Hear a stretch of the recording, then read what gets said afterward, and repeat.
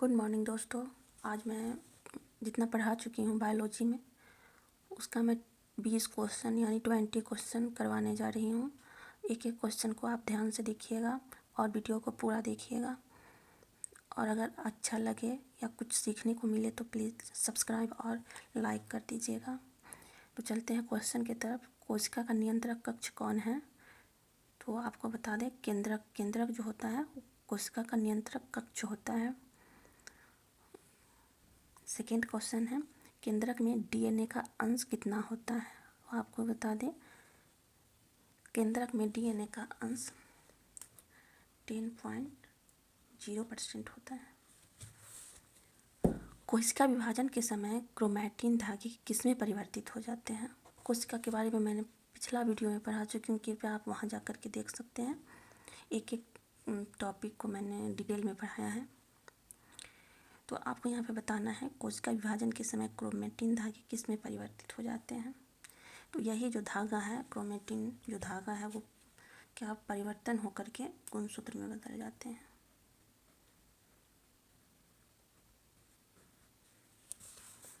Next question है, nucleic अम्ल की खोज किसने की थी?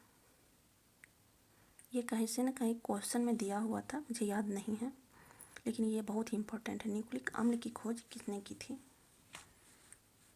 आपको बता दें, फ्रीडरिक मिस्टर ने इसका खोज किया था।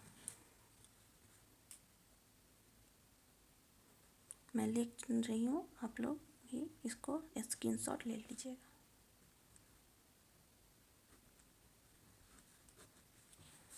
नेक्स्ट है, न्यूक्लिक अम्ल का निर्माण किससे होता है?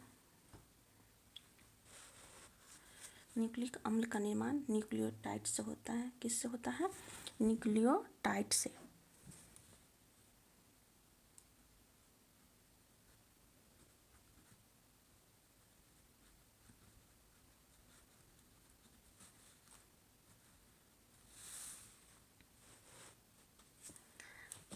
नेक्स्ट क्वेश्चन है, न्यूक्लियोटाइड किन से निर्मित होता है? न्यूक्लियोटाइड जो होता है वो किन किन चीज़ों से निर्मित होता है? तो ये आपको बता दें, 3 चीज़ों से निर्मित होता है।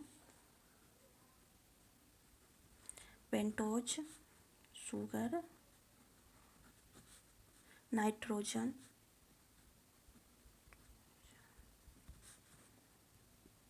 तथा फास्फोरस से।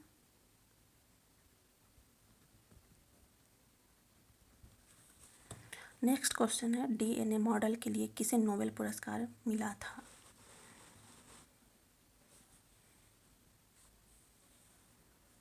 तो आपको बता दें, वाटसन, क्रिक और विल्किंस को डीएनए मॉडल के लिए नोबेल पुरस्कार मिला था। याद रखना है, वाटसन, क्रिक और विल्किंस को।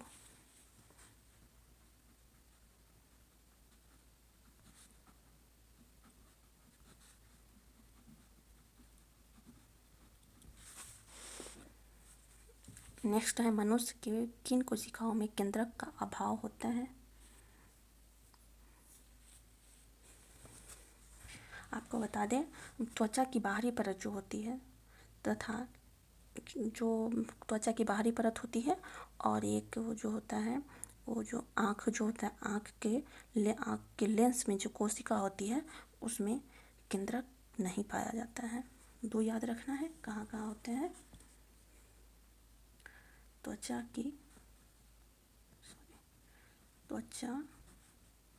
की बाहरी परत तथा लेंस की कोशिका।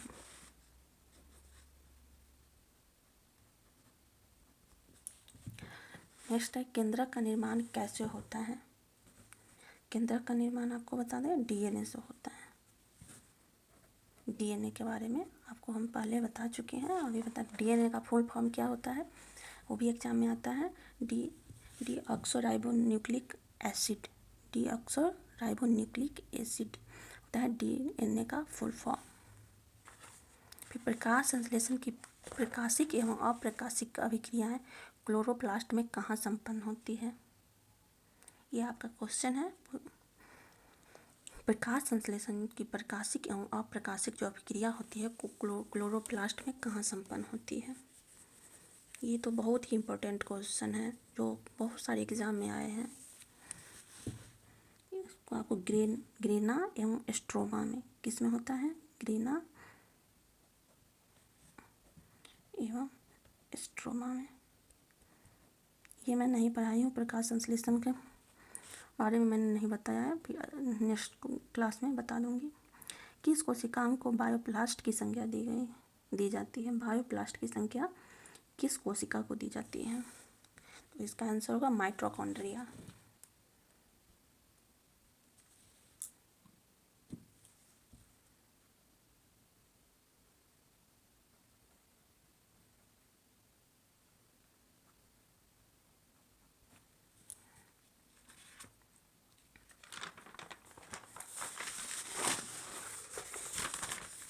नेक्स्ट 12 क्वेश्चन आपको बता दें, माइटोकॉन्ड्रिया कहाँ नहीं पाया जाता है।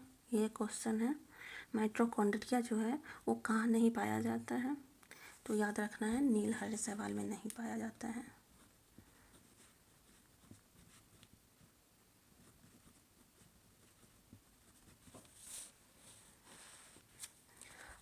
थर्टीन क्वेश्चन है, कोशिका का कंकाल तंत्र की उपमा किसे प्राप्त है। कोशिका जो होती है उसका कंकाल तंत्र की प्रक्रिया मतलब कंकाल तंत्र जो है उपमा किसे दिया गया है, वो आपको हो जाएगा अंतःप्रदवी जलिका को क्या कहा जाता है, अंतःप्रदवी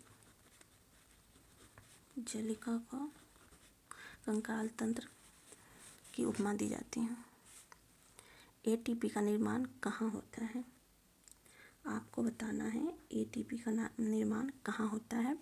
तो एटीपी का जो निर्माण होता है वो होता है माइटोकॉन्ड्रिया में। किस में होता है, माइटोकॉन्ड्रिया। तो एटीपी यहाँ पे लिख देती हूँ।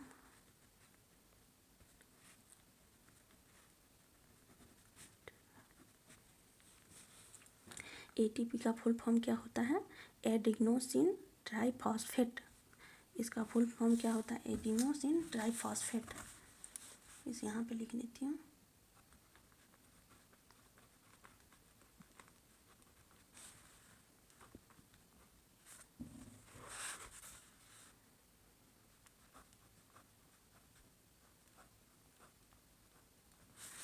एटीपी आपको बता दें, एटीपी जो होता है वो ऊर्जा का मुख्य स्रोत होता है। ये ऊर्जा का मुख्य काम करता है माइटोकॉन्ड्रिया में। इसके बगैर कोई भी आदमी के अंदर, कोई भी मनुष्य हो, जानवर हो या पौधे, उसके अंदर ऊर्जा नहीं आएगी और वो जीवित नहीं रह पाएगा। तो हमारे शरीर में एटीपी एक बहुत महत्वपूर्ण भूमिका निभाती है, जिसके कारण हम चल फिर सकते हैं, बोल सकते हैं, कोई भी काम कर सकते हैं। पौधों में ये पौधों में तो माइटोकॉन्ड्रिया में भी पाया जाता है, प्लस इसमें क्लोरोप्लास्ट जो होता है पौधा में, उसमें भी ये पाया जाता है। तो याद रखना है, पौधों में माइटोकॉन्ड्रिया और क्लोरोप्लास्ट दोनों में पाया जाता है, और जीव जंतु में माइटोकॉन्ड्रिया में एटीपी का निर्माण होता है। और एटीपी का फुल फॉर्म क्या है, एडेनोसाइन ट्राइफॉस्फेट। 15 क्वेश्चन है, कोशिका भित्ति के निर्माण में कौन से पदार्थ शामिल होते हैं। आपको बताना है कोशिका भित्ति के निर्माण में कौन से पदार्थ शामिल होते हैं।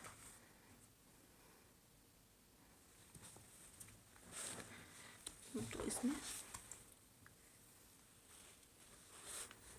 कौन कौन शामिल होते हैं, सेल्यूलोज, पैक्टिन, सेल्यूलोज पैक्टिन एक ही है, लिग्निन, हेमीसेल्यूलोज,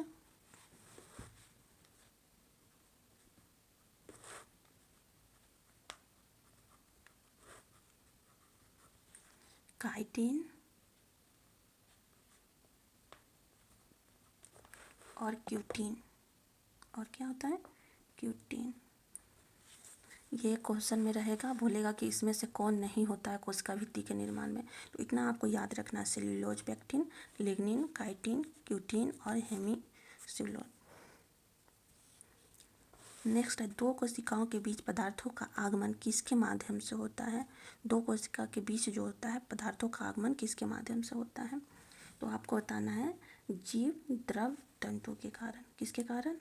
जीव द्रव्य तंतु के कारण कोशिका के बीच आगमन होता है, दो कोशिकाओं के बीच जीव द्रव तंतु के कारण।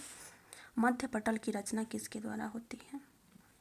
नेक्स्ट क्वेश्चन है, मध्य पटल जो होता है उसकी रचना किसके द्वारा होती है? तो आपको बता दें कैल्शियम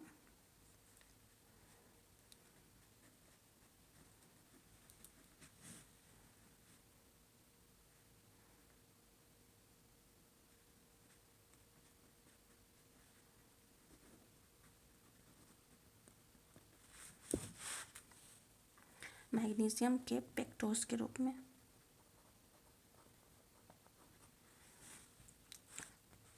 एटीन क्वेश्चन है, अपरिपक्व फल पकने के बाद मुलायम क्यों हो जाते हैं? ये तो बहुत सारे एग्जाम में आए हैं, पर अपरिपक्व फल पकने के बाद मुलायम क्यों हो जाते हैं? तो आपको याद रखना है, मैं पहले भी वीडियो में बता चुकी हूँ, मध्य पटल के कारण, मध्य पटल के घुलने के कारण।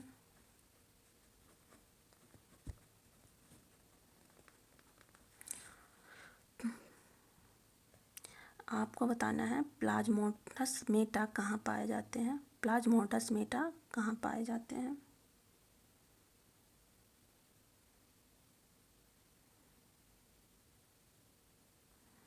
तो ये मध्य कोशिका भित्ति में पाया जाता है।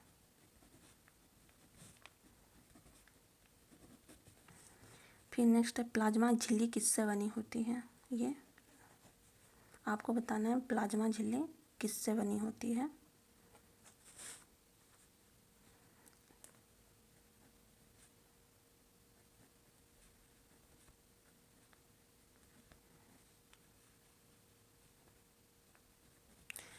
तो आई होप आपको अच्छा लगा होगा। अगर कोई भी गलती हो या किसी भी तरह का त्रुटि हो तो आप कृपया कमेंट में लिखिएगा। आज इतना ही, फिर नेक्स्ट क्लास में आएंगे क्वेश्चन और स्टडी के साथ। यहाँ तक देखने के लिए धन्यवाद।